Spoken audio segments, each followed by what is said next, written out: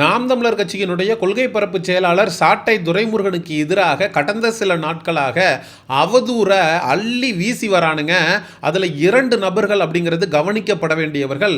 ஒன்று, நம்ம பால்டப்பா பாரிசாலன் முழு சந்திரமுகியாக மாறி இருக்கிற பால்டப்பா பாரிசாலனை பார் அப்படின்ற அளவுக்கு வெறிகொண்ட வேங்கையா பாரிசாலன் அவர்கள் மாறி இருக்காரு. இன்னொரு நபர் அட்வொகேட் நெல்சன் என்கிற நபர். அவர் ஆதாரம் இல்லாத குற்றச்சாட்டுகளை நாம் தமிழர் கட்சிக்கும் சாட்டை துரைமுருகன் அவர்களுக்கும் எதிராக வைத்து வராரு.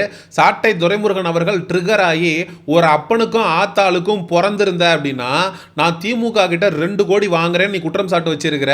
அதே போல நாம் தமிழர் கட்சியினுடைய தலைமை ஒருங்கிணைப்பாளர் சீமான் அவர்கள் திமுக கிட்ட 500 கோடி பணத்தை வாங்கிட்டு தமிழ்நாடு முழுவதும் டம்மி கேண்டிடேட் போட்டு வச்சிருக்காருன்னு சொல்ற.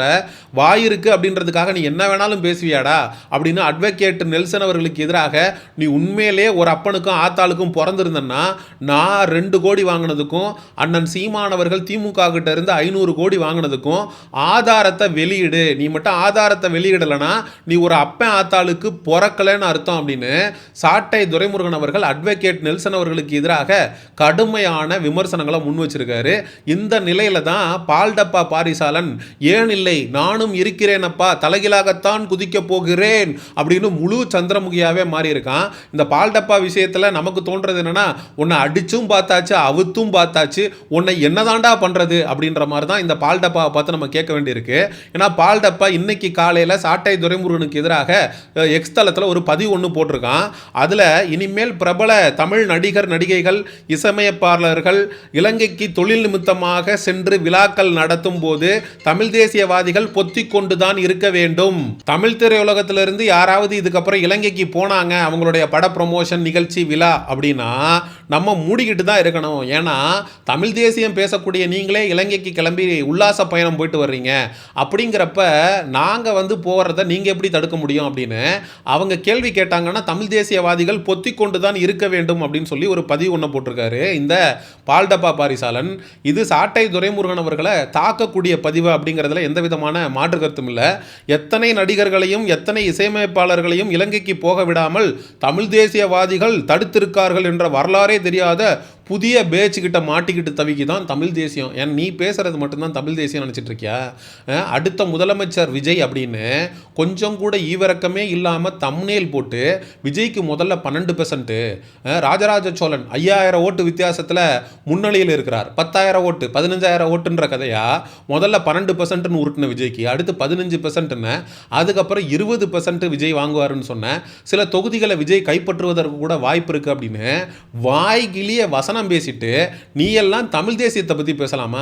ஈவேராவை கொள்கை தலைவர்னு தூக்கி பிடிக்கக்கூடிய விஜய்க்கு வெக்கமான சூடு சோரணையே இல்லாம சொம்படிச்சுட்டு நீ எல்லாம் தமிழ் தேசியம் பேசுறவங்களை பேசலாமா? நீ பேசுறது தமிழ் தேசியமா?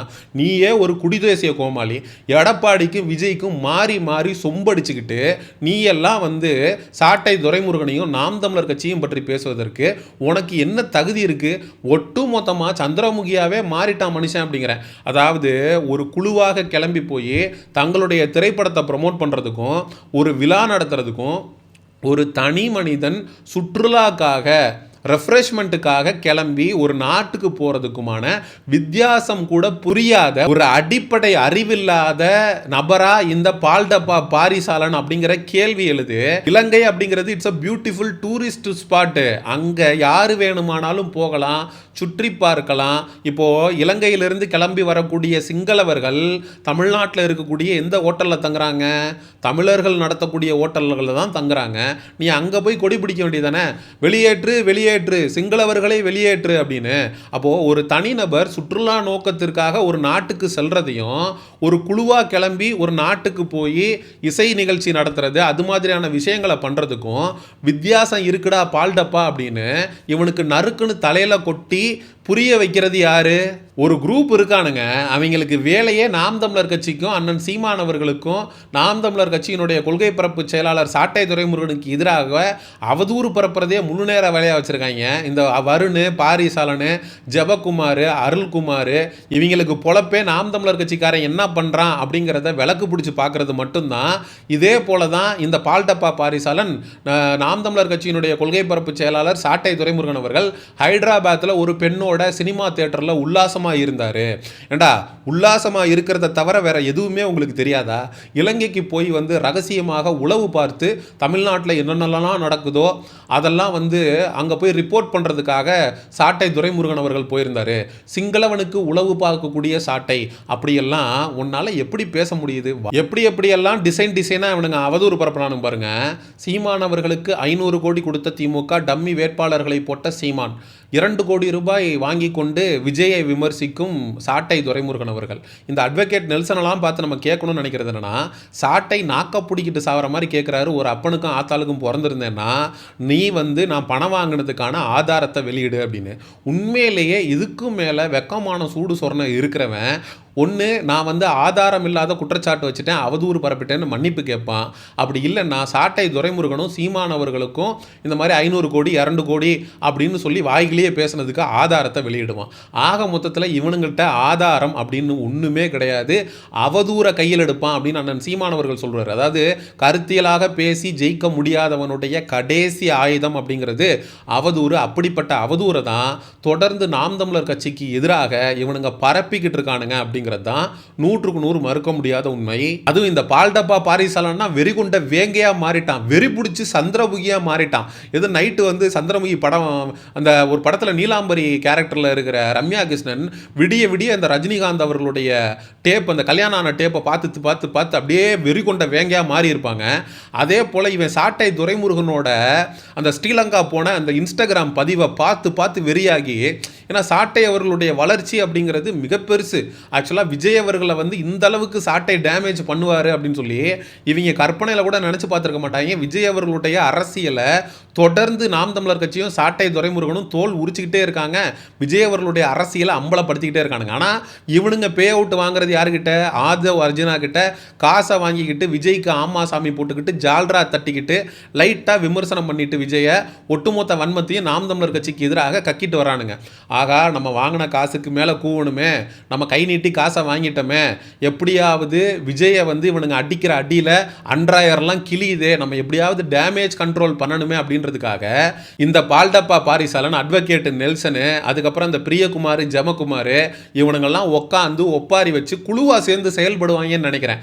கான்ஃபரன்ஸ் காலில் நம்ம இந்த மாதிரி அவதூறு பரப்புவோம், அந்த மாதிரி அவதூறு பரப்புவோம். சாட்டைக்கு இன்னொரு பெண்ணோட தொடர்பு இருக்குன்னு சொல்லுவோம். சாட்டை இலங்கை பயணம் போனதே வந்து உல்லாசமாக இருக்கிறதுக்கு தான் அப்படின்னு சொல்லுவோம். ஏன்டா நம்ம கேட்கறது என்னன்னா, 500 கோடி 2 கோடிங்கிறீங்க, பக்கத்தில் நின்று அந்த காசை வாங்கி சீமான் எண்ணும் போது விளக்கு பிடிச்சி பார்த்தீங்களாடாங்கிற கேள்வி வருதுல்ல.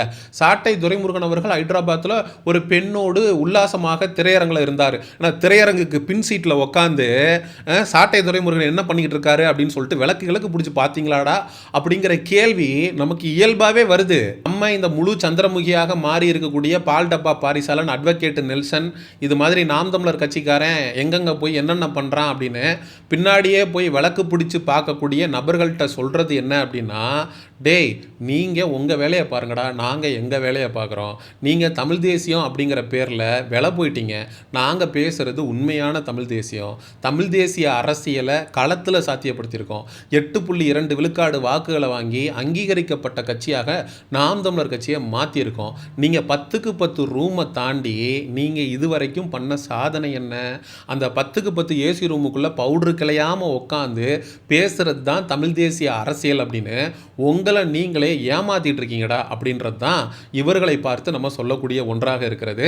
நாம் தமிழர் கட்சி தம்பிகள் இந்த காணொலியை முழு சந்திரமுகியாக மாறி இருக்கக்கூடிய பால்டப்பா, அட்வொகேட் நெல்சன் மற்றும் நாம் தமிழர் கட்சிக்காரன் என்ன பண்ணுறான் அப்படின்னு பின்னாடி இருந்து விளக்கு பிடித்து பார்க்கக்கூடிய நபர்களுடைய கண்ணில் படும் வரை பகிருங்க.